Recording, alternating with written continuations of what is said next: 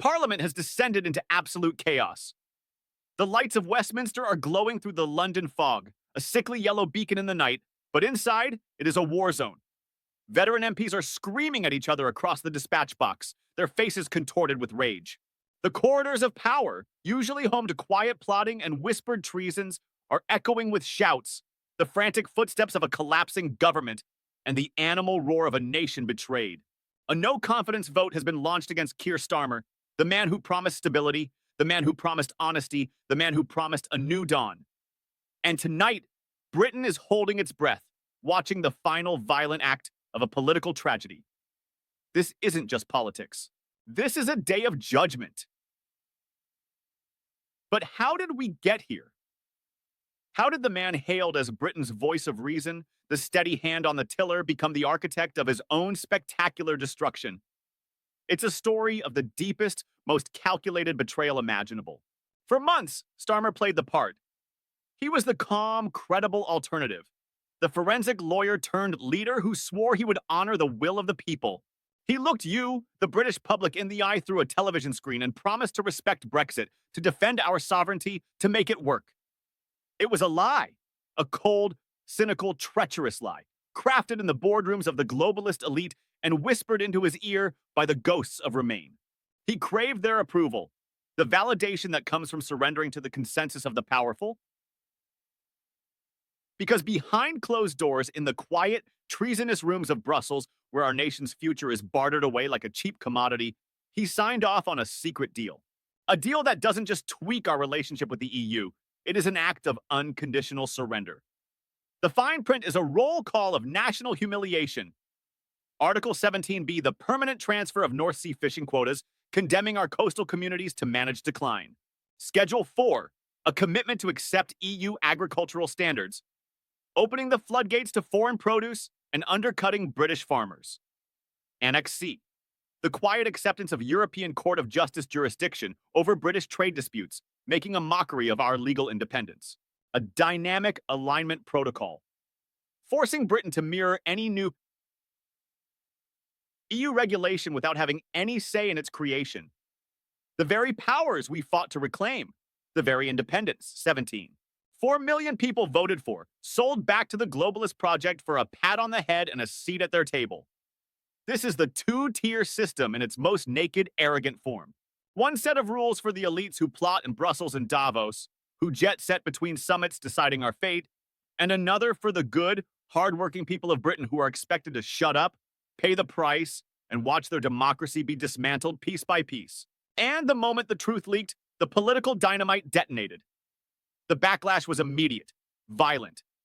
Inside Labour HQ, the atmosphere was described by one insider as nuclear. Panic spread like a virus as the phone lines lit up with furious local councillors and party chairs from across the country, their voices raw with disbelief and anger. Staffers, seeing the writing on the wall, started leaking. Insiders began whispering to journalists, settling old scores and trying to save their own skins. Allies who had stood by him for years refused to take his calls. But the real inferno was just beginning, far from the Westminster bubble. Out on the streets, the betrayal felt personal, like a knife in the back.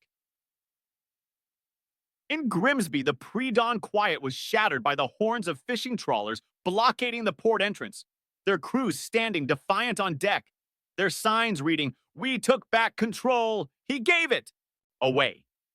In Stoke-on-Trent, factory workers who voted Labour for the first time in generations are burning their membership cards in makeshift bonfires. In a working men's club in Wigan, men who have voted Labour their entire lives watch the news in stunned silence. A pint untouched in front of them. The sense of betrayal too deep for words.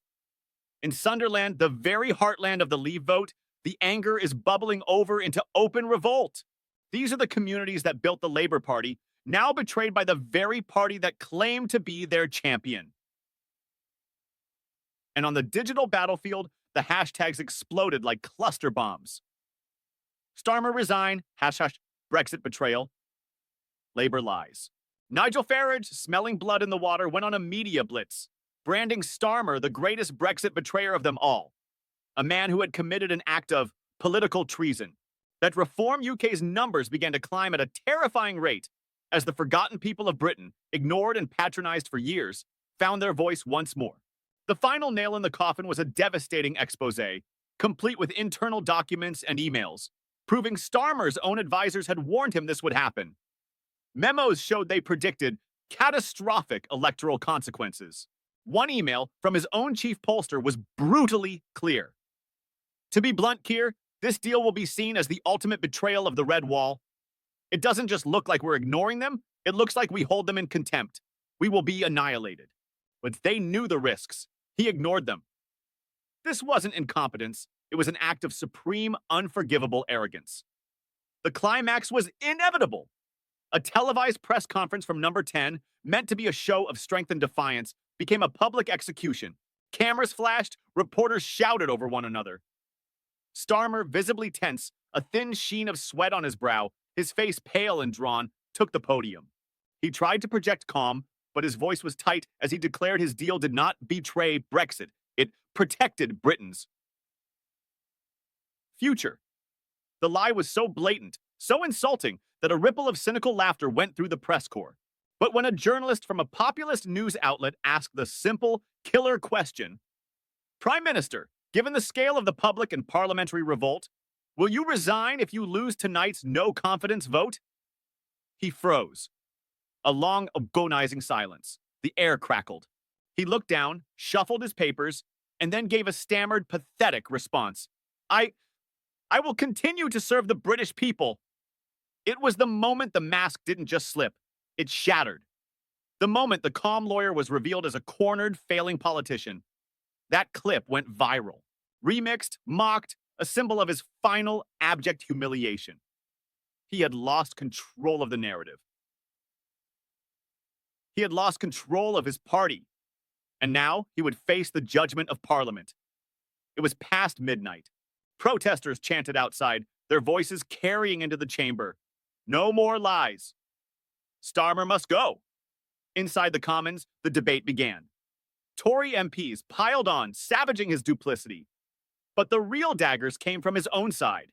A former miner from a Red Wall seat, his voice cracking with emotion, declared, "Mr. Speaker, this is not about party politics. This is about betrayal. A betrayal of our voters, a betrayal of our country, and a betrayal of our democracy." Then, a young MP from a northern city, once a rising star, stood and said quietly, "The first duty of a leader is to listen. He stopped listening long ago. I can no longer, in good conscience, support him." Starmer sat rigid, jaw clenched, a ghost at his own funeral. Then the speaker called for the vote. Division. The seconds crawled like hours. Finally, the results were read. Ayes to the right, 274. Noes to the left, 289. The motion was carried. Gasps. Shouts. Pandemonium erupted from the opposition benches. He had lost. Starmer's face, a pale mask of shock and disbelief. He stood slowly, gathered his notes amid the din, and walked out of the chamber. No words, no farewell, just the silent, humiliating exit of a broken leader. And just like that, it was over. Across Britain, the fallout began. The pound tumbled on the international markets as globalist investors panicked.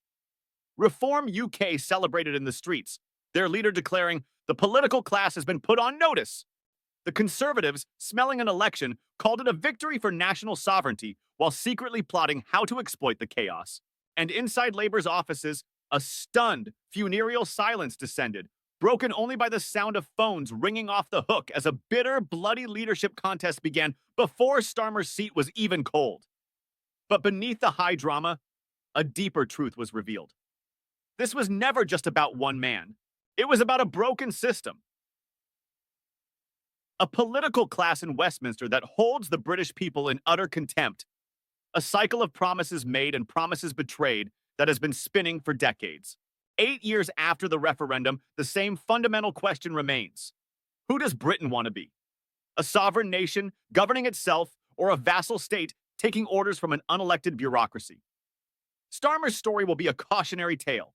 A tale of how a leader who promised honesty, who promised to heal division, was utterly consumed by his own deception. He entered politics promising a new kind of leadership. he leaves it under a dark cloud of rebellion, regret, and rage.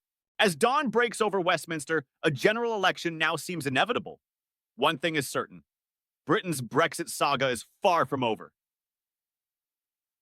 It has just entered its next, most dangerous storm. The establishment has been wounded, but it has not been defeated. The fight for the soul of our nation continues. What happens next is up to you. Tell me what you think in the comments, share this video, and subscribe because history isn't done writing this chapter yet.